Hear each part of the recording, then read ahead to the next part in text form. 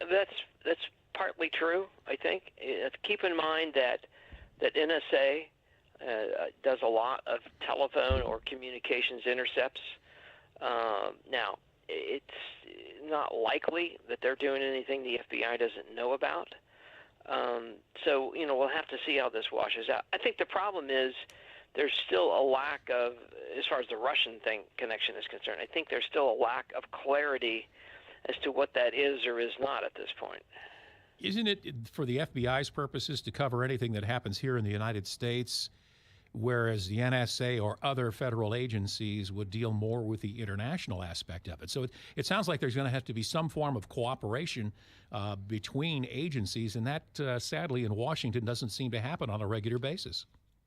No, but like I just mentioned, I think the idea that anything at the level you're talking about, the CIA, NSA, FBI would know it jointly. I mean, they co-locate agents in different locations. So I don't know that I see that happen. The bigger question here is, I think, as far as wiretaps are concerned, is, you have to think about who lives in Trump Tower. Exclude the president, for example. It's 58 floors.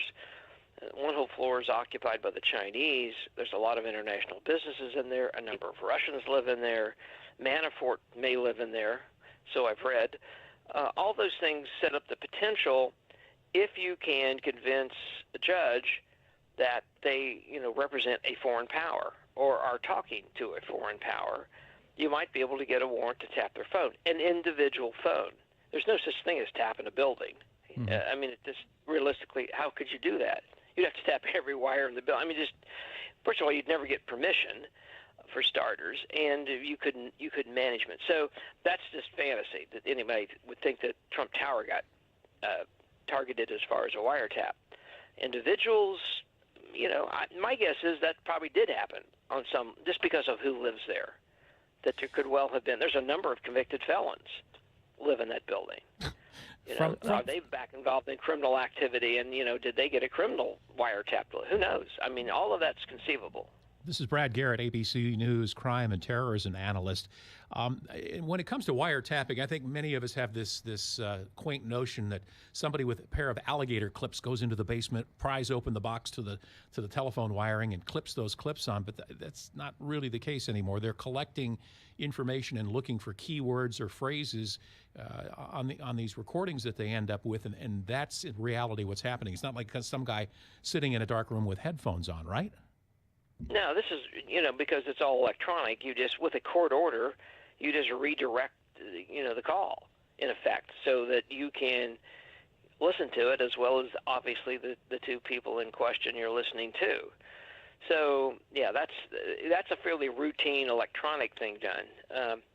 But again, you've got to show, if it's a FISA wiretap, a foreign intelligence wiretap, again, you have to show that you're dealing with a foreign power on one end of the phone.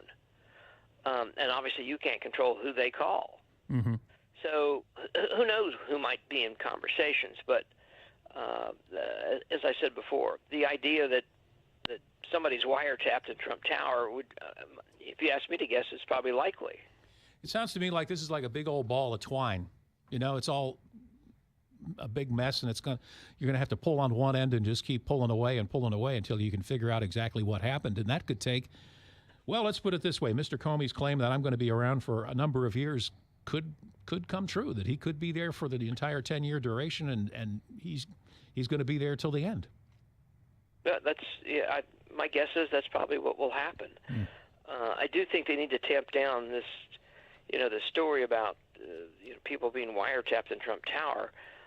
And I think they will get to the bottom of that. Here's the other problem, is that a lot of that stuff is highly classified. Mm-hmm. So I don't know how much of it in reality will get to the public. Brad, thank you very much for sharing some time with us this morning. We appreciate it. Take care. Brad Garrett, ABC News crime and terrorism analyst, joining us here on the Big 550 KTRS. It's 629. Message and data rates may apply. All across